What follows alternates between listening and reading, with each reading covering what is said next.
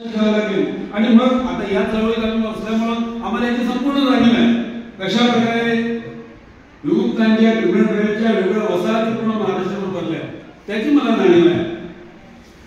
यावर जेवढे काही आतापर्यंत जे विमुक्त कमिशन झाले, आता रेल्वे कमिशन तुम्ही नाव ऐकलं असेल, विमुक्त भटक्यांकरता रेल्वे कमिशन, ट्रायल कोर्टचा एवढा प्रॉब्लेम आहे याच्यामध्ये की ज्या विमुक्त आणि भटक्या समाधी आपल्या महाराष्ट्रात या वेगळ्या आपण काढल्या, त्यात जर तुम्ही कर्नाटकात बघा, आंध्रात बघा, तर शेड्यूल कास्ट व शेड्यूल ट्राईब आहे, खूप प्रॉब्लेम आहे। पण एवढं लक्षात ठेवा, विमुक्त भटक्यांचं जग एक वेगळं आहे।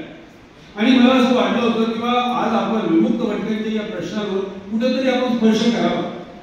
विमुक्त कोण, भटके कोण, त्यांची काय परिस्थिती आहे, कोणत्या परिस्थितीतून आले, क्रिमिनल ट्रायल मध्ये काय, नोबेलिटी म्हणजे काय, त्याच्याकरता किती राष्ट्रीय आयोग निर्माण झाले आणि त्याचं नेमकं काय आहे हा एक भाग आहे। मी आमच्या इकडे विदर्भामध्ये संघर्ष वाहिनी नावाची वाहिनी एक आहे, संघटना आहे आणि मी फक्त विमुक्त भटक्यांकरता काम करते। दीनानाथ वाघमारे, कदाचित तुम्ही नाव ऐकलं असेल, हे त्याचे एक संयोजक आहेत आणि मी त्याचा एक मार्गदर्शक आहे। विमुक्त भटक्यांचे प्रश्न फार वेगळे आहेत। आता अजून तर एकच मी तुम्हाला, मला आता जास्त बोलायचं नाही, फक्त 2-3 मिनिटं अध्यक्षांच्या अनुमतीने मिळेल। नाही, बोला बोला। जेव्हा विमुक्त भटक्यांचा प्रश्न येतो तेव्हा तुम्हाला सायमन कमिशनची आम्हाला वारंवार आठवण करून दिली जाते।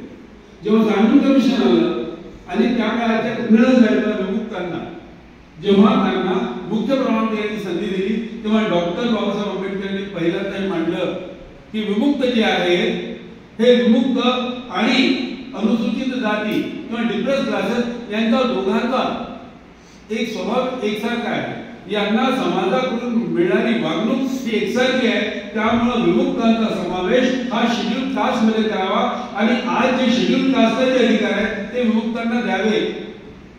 सायमन कमिशनने नकार दिला, सायमन कमिशनने नकार दिला, ते म्हणाले की शेड्यूल कास्ट आम्ही वेगळे ठेवू आणि हे जे बीजेपीचे लोक आहेत त्यांना वेगळे ठेवू, आणि तो हे झाला नाही। पण याला एक ऐतिहासिक पार्श्वभूमी आहे आणि कशा प्रकारे विमुक्तांना मुख्य प्रवाहात आणण्याकरता आपण जे सगळ्यांनी आपण जे प्रयत्न केले त्याची सुद्धा उदाहरणे कधीतरी तुमच्या कार्यशाळेत झाली पाहिजे की नेमके विमुक्त कोण, भटके कोण, त्याकरता काय करणार।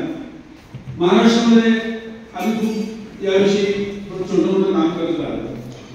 2004 साली मी पहिल्यांदा मुंबई विधानसभेमध्ये आम्ही एक मोर्चा काढला, हे मांडलं की विमुक्तांना ज्या प्रकारे शेड्यूल कास्टला शेड्यूल कास्ट कंपोनंट बांधले, आदिवासींना ट्रायबल सब प्लॅन, विमुक्त भटके तुम्ही महाराष्ट्रात एक गट तयार केला आणि त्या विमुक्त भटक्यांना तुम्ही नोकऱ्यांमध्ये काही आरक्षण दिलं, तुम्ही थोडं आरक्षण दिलं, तुम्ही त्यांना बजेट केलं काय? तुम्ही त्यांना बजेट केलं केलं। विमुक्त भटक्यांना आजही राज्यामध्ये वेगळं बजेट नाही आहे, त्याच्याकरता आम्ही 2004 साली आम्ही पहिलं निवेदन दिलं। आता विमुक्त भटक्यांचा हा जो मुद्दा आहे याला तुम्हाला फार वेगळ्या पद्धतीने करावं लागेल। जर ही जी मुलं आपल्याकडे विमुक्त भटक्यांची आहेत त्यांना योग्य प्रकारे आता त्यांच्या फ्रीशिपचे मुद्दे, त्यांच्या स्कॉलरशिपचे मुद्दे, त्यांना काय काय सवलती आहेत नाही, हा एक वेगळा विषय तो आपण कधीतरी चर्चा करू, तो त्याच विषयावर आम्ही काम करतो। त्यामुळे विमुक्त भटक्यांकरता काय शासकीय सवलती आहेत काय नाही आहेत त्यांची मला जाणीव। आता एक फक्त म्हणेल की एक चर्चा मगापासून होते आहे की संस्था संचालक आणि शिक्षक, आज यांचं नातं असं आहे तुझं माझं जमेना आणि तुझ्या वाचून करणे, हा असा भाग आहे। त्यामुळे त्याविषयी बोलणं हा आज माझा विषय नाही। फक्त मी एक सांगेन की मी विमुक्त भटका आहे, मी विमुक्त भटका आहे, मी बौद्ध जरी असलो, मी या संपूर्ण विमुक्त भटक्यांच्या आंदोलनात काय, माझी आई ही मासोळ्या विकायची मिलमधून, त्यावेळेस मला माहित आहे की फार मोठी क्रांती झाली, सगळे मिलमधून बेकार झाले, माझी आई सुद्धा मिलमध्ये होती, तिला काही माहिती नव्हता, तिने सुक्या मच्छ्या, झिंगे मच्छे या सगळ्या घेऊन बाजारात एक बाजूला बसावं सुरू केलं आणि मग माझ्या आईची ओळख झाली ती झिंगेवाली बाई। म्हणजे आज आपल्या विजयमध्ये जो ढिवर समाज आहे तो ढिवर म्हणून तिची ओळख, जन्माने काही असली तरी तो व्यवसाय करते म्हणून ती डिवरी, आणि माझ्या आईला धिवरी समजायचे, मच्छीवाली म्हणायचे। मग तिचा पोरगा कोण झालो, मी डिवर झालो, आणि जर मी डिवर झालो तर मी विजयमध्ये आलो, तुम्ही नेहमी दिनातला हेच म्हणायचं, अरे खरा विजयंती मी खरा विजयंती मी तुम्ही मला का वाद करता. आणि त्यानंतर विजयंतीच्या संपूर्ण आंदोलनामध्ये प्रदीप गायकवाडांचाही सहभाग थोडाफार आहे.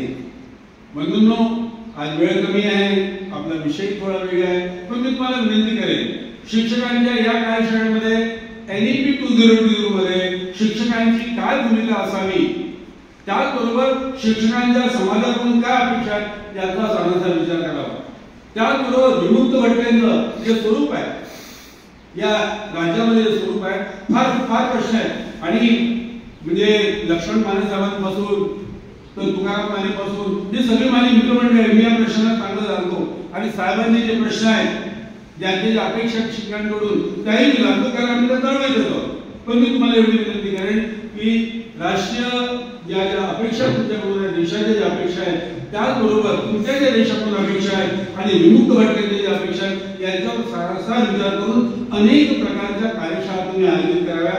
आणि तिथून एका कुठल्या तरी एका महत्वपूर्ण निष्कर्षापर्यंत आपण यावं, एवढीच माझी विनंती आहे. पुन्हा तुम्हाला अभिवादन. जय हिंद.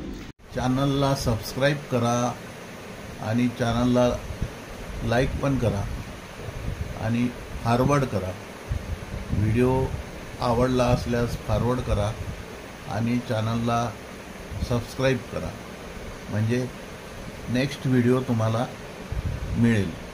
म्हणून चॅनलला बेल बटन टिक करून चॅनल सबस्क्राईब करा.